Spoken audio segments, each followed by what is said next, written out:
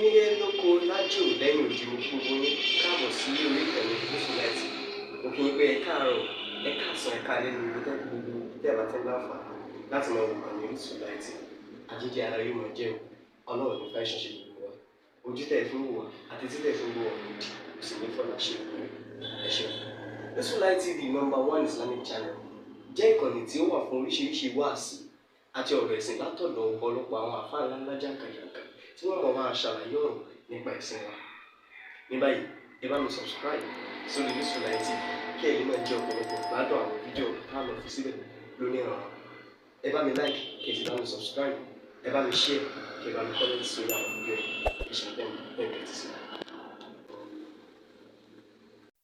Bismillahirrahmanirrahim. Dókítà kan sọ̀rọ̀ nípa àfáà àgbà Sheikh Adam láìpẹ́. Bẹ́nu dókítà náà ṣe tòótó kò mọ ààyè ọ̀rọ̀ gbangba tó tan kámẹ́rà sí àti ọ̀rọ̀ gbangba ní lóòótọ́ ṣùgbọ́n kò nílò kéèyàn ó tan kámẹ́rà fún, àtọ̀rọ̀ kọ̀kọ̀ tá a lè tan kámẹ́rà fún, ìtúnbẹ̀ ní ọ̀rọ̀ kọ̀kọ̀ tẹ́ ẹ gbọ́dọ̀ tan kámẹ́rà fún dáàmù. A fẹ́ kí gbogbo ẹ̀yin tẹ́ bá jọ jẹ́ ọmọ Ìlọrin tẹ́ bá máa ń bẹ nírú ìjókòó bẹ́ẹ̀, èmi sábà attend irú ìjókòó yẹn. Ẹ̀yin tẹ́ bá jọmọ Ìlọrin tá a jọmọ Ìlọrin tá a sì ń fàlàáfíà fún Ìlọrin, yóò dáa ká máa perú àwọn èèyàn bẹ́ẹ̀ lákìíyèsí torí kí wọ́n máa da omi àlàáfíà wa rú, pàápàá jùlọ tẹ́ bá rí pẹ́ni tí ń sọ̀rọ̀ yẹn sọmọ Ìlọrin. O kò lè mọ̀ wá, kò lè mọ̀ àwọn àfáà wa, ń tá a fẹ́ àti ń tá a fẹ́ kò lè mọ̀ á. Nígbà dókítà náà ń bọ̀rọ̀ náà bọ̀ wá, ogúndogóje èrò wájà níbẹ̀rẹ̀ ní bọ́ǹfọ̀tò, ó bọ̀rọ̀ yẹn débi mo lọ kí ó ní ibi báyìí, ó dà tó wá gba London lọ, àṣìṣe báyìí kìnnìkan níṣẹ́ wa àti pírẹ́sì. Ó wá ṣèwádìí, ó wá sọ̀rọ̀ yẹn débi ìgbà tí Sheikh Adam wà ní London. Ẹ máa wo orú ọ̀rọ̀ yìí, ẹ wo bọ́rọ̀ yẹn ẹ sì wo bí ṣe ń dùn bọ̀ wá.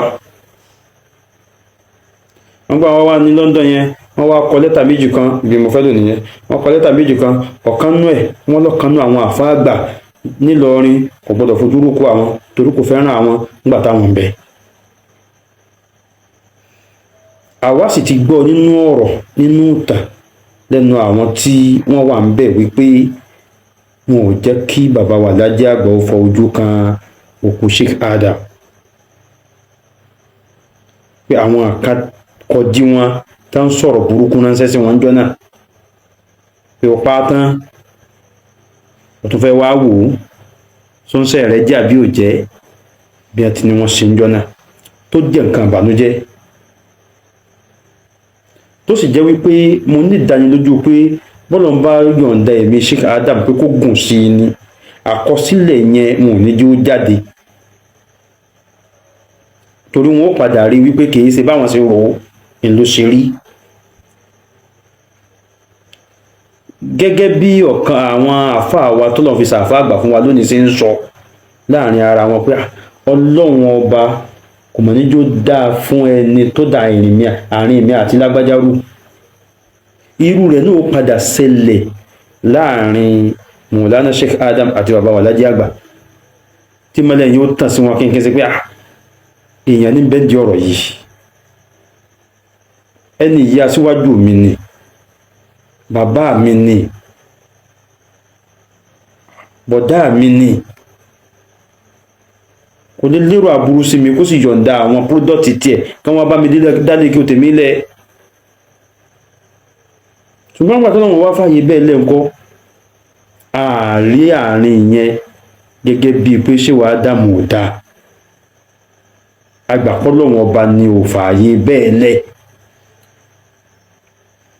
Ṣé irú ọ̀rọ̀ tí dókítà ń wá sọ ṣé kò ti sọ pé kí gbogbo ẹ̀yin tẹ́ ẹ máa sọ pé kò síjà láàrin àwọn àfáà wọ́n fẹ́ràn ara wọn, ṣé kò ti sọ pé ká ẹgbẹ́nu sọ̀hún báyìí?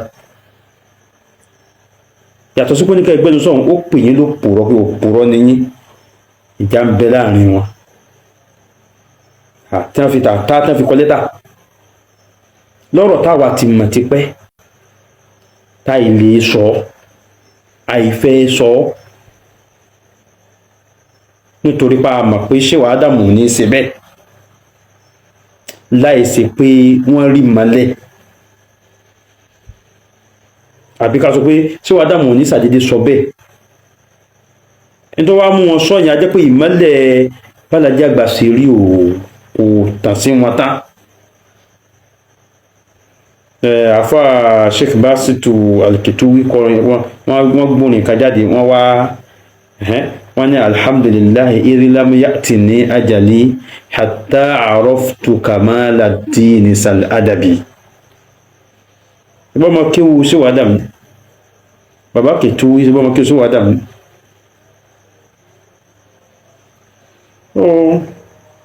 gbogbo àwọn ọ̀rọ̀ báyìí ọ̀rọ̀ tí ò dáa ni, ọ̀rọ̀ tí máa wú òkú ọ̀rọ̀ nínú sàárè pé kó wá máa sẹ̀mí padà lórí ilẹ̀ ayé ni. gbogbo ẹ̀yin tẹ́ bá ń bẹ ń bẹ tẹ́ bá máa wà ń bẹ ẹ máa jírò àwọn bẹ́ẹ̀ léèkánná, ẹ máa pè wọ́n lákèésí àbí kẹ́ ẹ pa kámẹ́rà. àwa náà láwọn míì tá a máa ń sọ láàrin ara wa, àìgbé sí kámẹ́rà ni ò jẹ́ rí ń tà ọ̀kan nù. ó sì yẹ kó wà nínú ìwà ọgbọ́n tá a máa bá lára ẹni tó bá lóun kẹ́kọ̀ọ́ tó pọ̀ tó bá wọn. kì í sọ̀rọ̀ ìbánisọ̀rẹ́ ọ̀rọ̀ ìtúnika ìbánisọ̀tá ni. kí dókítà náà mọ́ sọ̀rọ̀ bẹ́ẹ̀ má torí Ọlọ́run. ẹlẹ́ẹ̀kejì, ọmọ kan tí wọ́n pè ní Ẹmọ́nfàlùtì tó bẹ̀rẹ̀ sí ní sọ̀tàn bàbá Léèlá. mo rò pé ọ̀nà tó gbà sọ tí ò dáa ni ló bí kí Sheikh Kamilu bẹ̀rẹ̀ àlàyé tó kúnná lórí ọ̀rọ̀ yẹn. á wá bí ọmọ tí ń sọ̀rọ̀ yẹn Ẹmọ́nfàlùtì pé kí ni tí o fẹ́ fàyọ gan tó fi ń sọ̀tàn tó ń sọ. ẹgbẹ́ àti ti dókítà tá a sọ tán nìsín àti tiẹ̀ ní ìtàn náà ló bí méjèèjì, kí lẹ fẹ́ lò ń bẹ̀. ó fẹ́ sọ̀rọ̀ lórí ọ̀rọ̀ dókítà kan tó sọ̀rọ̀ níjó ní níbi ìnáwó kan tí bàbá Ubandoma wà ń bẹ̀.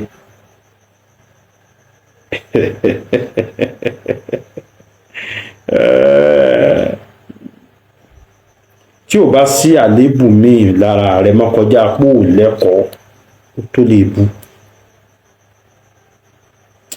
ó tó ní tí gbogbo ohun tó mọ̀ ó fi ya kúrò lára rẹ̀ páwọn ò bọ́ sí má.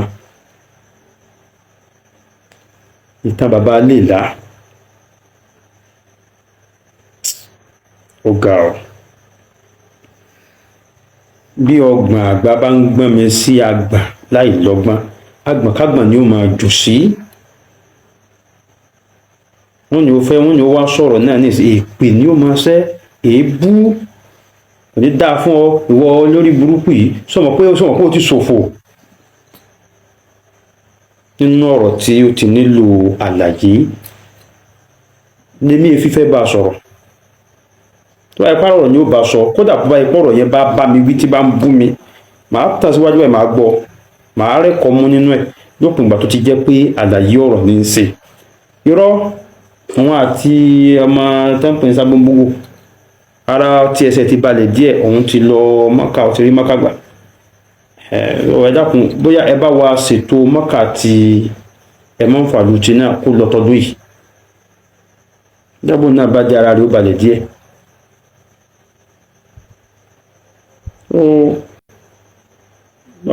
Ẹmọ́nfàlùtì máa gbà ẹ nímọ̀ràn kan,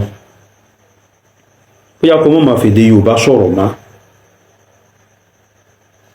níbo ló gbọ́ Lárúbáwá ó sì máa kọ̀rẹ́tì gbogbo ẹni ó bá sọ pé ó kọ̀rẹ́tì, máa fi Lárúbáwá sọ̀rọ̀. bóyá ìdààmú tó máa fi gbọ́rọ̀ kalẹ̀ tó tó mọ̀ pé bóyá kò ní sínú ayé rẹ̀ mọ́. Èmi ò ríjọ́ tó ń fi Yorùbá gbọ́rọ̀ kalẹ̀ tí ìdààmú èsì nínú ayé ẹ̀. Ìbọ́rọ̀ là ń sọ pẹ̀lú ìfọ̀kànbalẹ̀ yìí.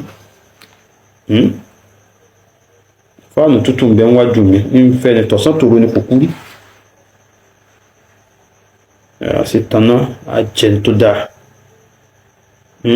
Wo àwọ̀ wa ṣeré, wo bí tiẹ̀ sì rí tó sì tó ń wẹsẹ̀ owó, ń wẹsẹ̀ gbogbo ẹ̀.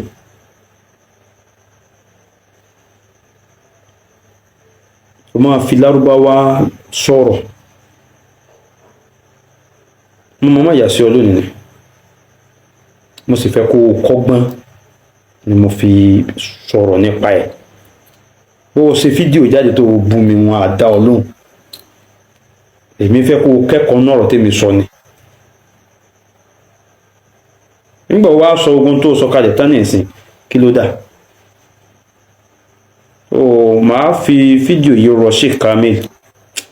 Ẹ wáyé pé ẹ fẹ́ sọ ìtàn ibi ìtàn yìí ṣe rírè nípa bàbá Aléèlá, ẹ má jẹ́ ó jẹ́ nítorí ẹ mọ́.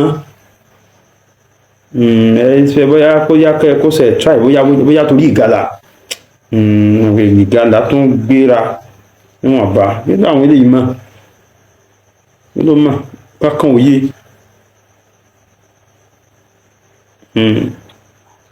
Wọ́n ní wọ́n pé ó dàbí ìgbà pé ní fi ń sayé. Kò ka tírà kankan, ó gbọ́ Lárúbáwá o. Ṣùgbọ́n ẹni tá àfáà mi sọ rèé náà láti ṣe ní fi ń sayé. Bá àfáà tèmi bá sọ nǹkan kan kalẹ̀ tó bá ti takò Al-Qur'an àbó takò súnà Nábì, ó takò àkọlé Ànábì, èmi ó takò. Wọ́n bá ní sí òsì náà tẹ́ ẹ̀kọ́ wa kọ́lẹ̀ ń kà yẹn náà. Okay, ṣé kí n wá tẹ̀lé tí òsì náà kọ́lẹ̀ ni tíra ti dàáfà gbogbo wa. Àfáà wa ńgbà tá ń kí wọ́n ní tí mo bá sọ mo sọ̀rọ̀ kankalẹ̀ tọ̀ ẹ wá dénú tíra wa sọ pé báyìí ni ó sì jẹ́ tíra ẹ̀sìn, wọ́n ní ẹ fi yìí tí mo sọ kalẹ̀ tíra ẹ̀sìn ni ẹ tẹ̀lé, àkọọ́lẹ̀ ni ẹ tẹ̀lé. Gbogbo àwọn nǹkan táwo fi takò wọ́n nìyẹn. Ẹ má ń fà lótì, ẹ má torí tiẹ̀ stress ara yín tó pọ̀ tó yẹn. Ẹjọ́ jẹ́ èèyàn gidi míì ló sọ̀rọ̀ táwa ní òkè bóyá ọ̀rọ̀ yìí ò yẹ nìyí ẹ̀jẹ̀ àfiyè. Wọ́n tó sọ ìròyìn ní Kamilu Kòǹpó òkúté olóyin gbogbo nǹkan tí ò ní túmọ̀ sí yàn. Kamilu Kòǹpó bí ọmọ tí ń ṣe fíìmù yẹn, Kamilu náà ni ti Adébáyọ̀ Tìjání kì í ṣe sọmọ bàbá ni. Ẹgbẹ́ òní ń jẹ́ Kamilu Kòǹpó bá ti ṣe ẹranko, èèyàn ń jẹ́ Kamilu Kòǹpó náà. Òkúté olóyin bí èèyàn tó kúrú lẹ́mí, èèyàn tó kúrú sáyé aburú mẹ́mí kí yóò kúrú ni àbí wo ni wọ́n ìṣẹ̀dá wo ni wọ́n ń dánú ẹbí tí yín. Èmi kọ́lẹ̀ ń bú bí yẹn Ọlọ́run lẹ́ ń bú ẹ̀ bá déwájú Ọlọ́run. Ẹ̀bí tó jẹ́ lórí pé ní kí n kúrú ẹ̀ sọ fọ́lọ́ náà. Mi ò sí tí mo fẹ́ fi èébú tiẹ̀ ṣe, àlàyé ni màá ṣe fún ẹ. Sheikh Kamil ìbánikẹ́ ẹja ẹ mójútó nǹkan mi, ẹ fọ̀rọ̀ tí ẹ máa ń fàlù tí kò ọ̀rọ̀ ìtàn gbèsè ayé rẹ̀ gẹ́sọ́ mọ̀ débi tí ó wà dẹnu lé tàn ru bàbá Aléèlá tí ó wà sọ lọ́nà tí ó gbà. Ẹlẹ́kẹta tí mo fẹ́ yà sí ni ti bàbá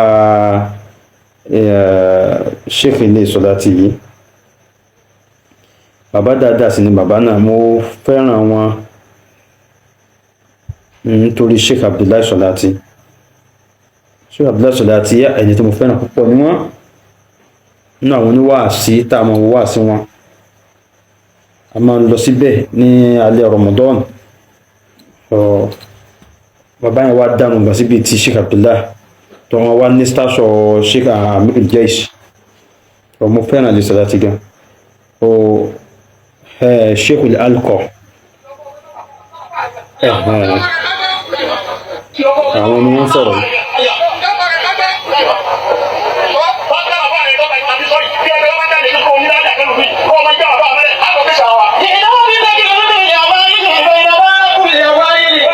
kìí ṣe pọ̀rọ̀ tí wọ́n ń sọ yìí ni ó burú, ọ̀rọ̀ tí wọ́n ń sọ dáa o.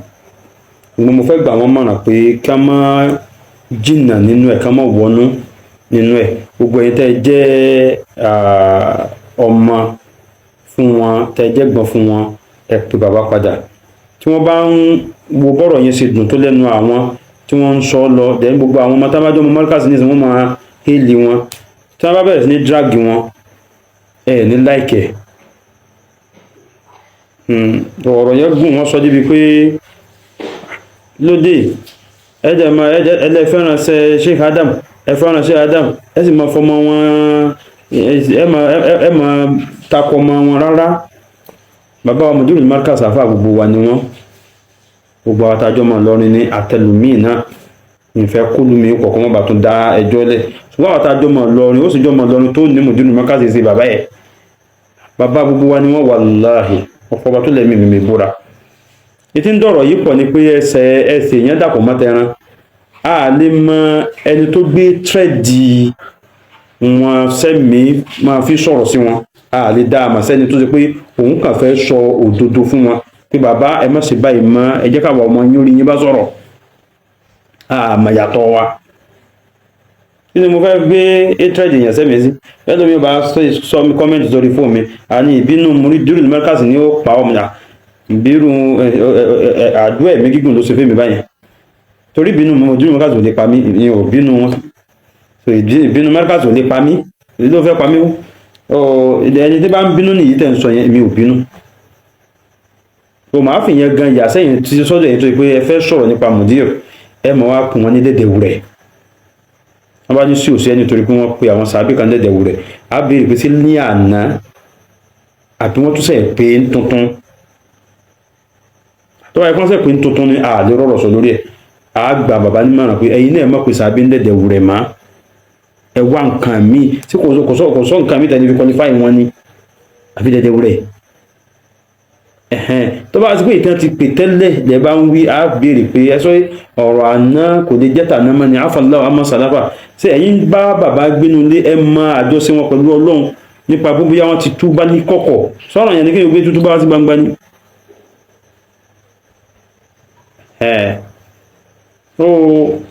ẹni tó fẹ́ bá wọn sọ̀rọ̀ tí ń pè wọ́n tí mo tó pé èébú ni ó kọ́kọ́ bú, fọwọ́ kan personality wọn, ṣe bá kan nǹkan yẹn ò dáa. gbogbo ẹni tẹ́ ń ṣe bẹ́ẹ̀, mẹ́sìgì lẹ́lẹ́ fẹ́ pass. sọ ẹ má gbàgbé pé ìmọ̀ fọwọ́ kan personality máa bú wọn yẹn gan, ó lè má jẹ́ kí yẹn ó gba ládàá pé yẹn pass mẹ́sìgì yẹn. nígbà mẹ́sìgì yẹn ò bá ṣàǹfààní kankan, ẹ yọ hatred kúrò nínú tẹ́ ń ṣe ká lè bá àjọ gba ládàá tó yẹ ká gbà. ṣùgbọ́n bàbá wa Sheikhul Alqa, irú wà sí tí ẹ̀ ń ṣe tẹ́ fi ń bínú sí pé wọ́n ń ṣe bákan, wọ́n ń ṣe ẹni bẹ̀rẹ̀ jẹ́ tàlàfà rẹ̀ ẹ̀ ń bínú sí mojú ẹ̀ ṣe bá wa ṣe wà ok kí ni stand ti yín lórí pé sábùbákìrì ní bẹnu kòtò pẹ̀lú ànábì àbábùbákìrì kọ́. tó wáyé pé stand yín bá nù, a jẹ́ pé ńgbà tẹ́ ẹ̀ tí ì sọ jáde ní ò jẹ́ káwa náà sọ̀rọ̀ sí yín o, tẹ́ ẹ bá sọ jáde wallahi ẹ̀ ní sọ gbé o, àjòyè á sọ padà pé ntẹ́ ìwé yẹn ò rí bẹ́ẹ̀. tí ìbá wá sí stand yín, ìrànlọ́wọ́ wò lè ń ṣe fẹ́ ni tí ó jẹ́ pé stand tiẹ̀ nìyẹn láti gbẹ́sẹ̀ kún bẹ́ẹ̀ àbí kó mọ́ sọ̀rọ̀ nípa ìmá tó sì nílò ìrànlọ́wọ́. tíra kankan àyà kan náà Al-Qur'ani ni, tíra kan náà Al-Qur'ani ni tó jẹ́ tíra tẹ̀sìn ni, ọ̀rọ̀ àdìsí kan náà àdìsí Ànábì ni wọ́n ètí fi proof ọ̀rọ̀ tí wọ́n sọ́jọ́ tí wọ́n ti ń sọ. wọ́n sàn gbé ògo ìwà pẹ̀lú Ànábì yẹn fún Emmanuela. ẹni táwa sì mọ̀ ní Abubakar, kí wá sí pé nítorí pé wọ́n jẹ́ Markaz àbẹ́ jẹ́ ọmọ Sheikh Adam la fi takò. bá àfa Dàbíyà bá sọ bẹ́ẹ̀ àtakò ni, bí àfa Zumura bá sọ bẹ́ẹ̀ àtakò ni, bí Tàgbàrí Gidoma bá sọ bẹ́ẹ̀ àtakò ni, bí bàbá bá kí ìwó bá sọ bẹ́ẹ̀ àtakò ni. mo fọba tó lẹ́mí mímí búra yìí lè tijú èèyàn lórí irú ọ̀rọ̀ báyẹn o.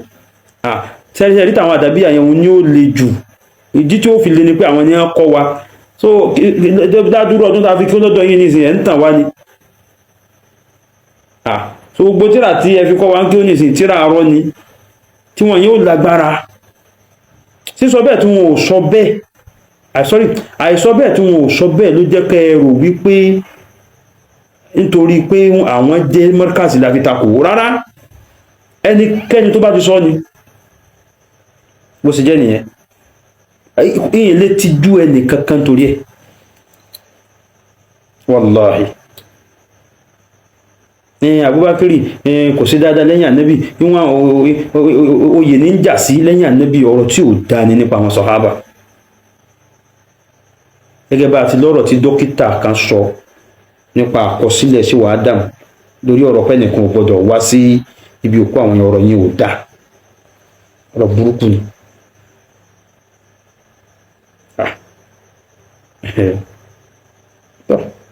so nípa báyìí ẹni tó bá fẹ́ ṣe dìfáwò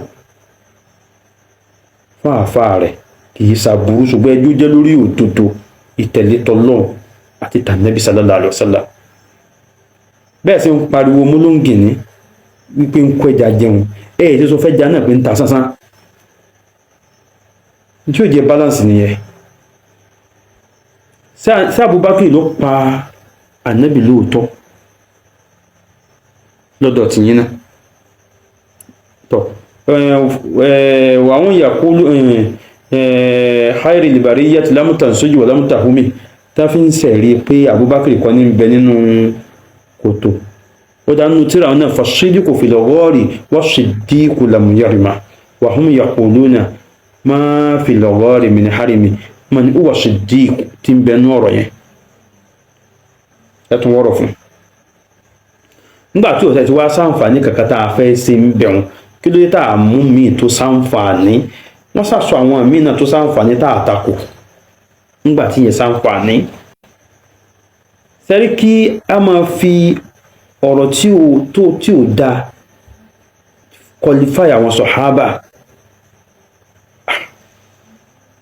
ẹni ẹ bá rí tó dákẹ́ ó dákẹ́ nítorí pé ò fẹ́ kí wọ́n bùn ni o ẹni tó bá wá sọ̀rọ̀ tó yìn wọ́n òun náà fẹ́ wọn ó bùn ni ọ̀rọ̀ yìí sọ̀rọ̀ tá máa fi yìn ni gbogbo èyí táwọn ọmọ tán pè ní golden markers yẹn tó kàn bọ́ síta tó mọ̀ pé ẹni tó bá bí dá kó bùn mùdírù bó o lè ẹni ọmọ lúàbí tó nírú ọjọ́ orí mi yìí ó sì á kọjú sí irú bọ̀ bá mùdírù tó máa bùn wọn ó sì lọ́mọ lúàbí dá gbogbo tá a bá sọ̀rọ̀ lé lórí ẹ lọ ohun tó bí ọ̀rọ̀ yẹn kẹ wá wò pé ṣé ń tọ́ aṣọ ló yẹ ká sọ àbó yẹ ká dákẹ́ rárá ó sì jẹ́ nìyẹn so ọlọ́run jẹ́ kájọ láti bọ̀ tán rí ọlọ́run ẹni rí wọn ju ọlọ́run ọba bí yẹn sì jẹ́ nìyẹn. Assalamu alaikum warahmatullahi.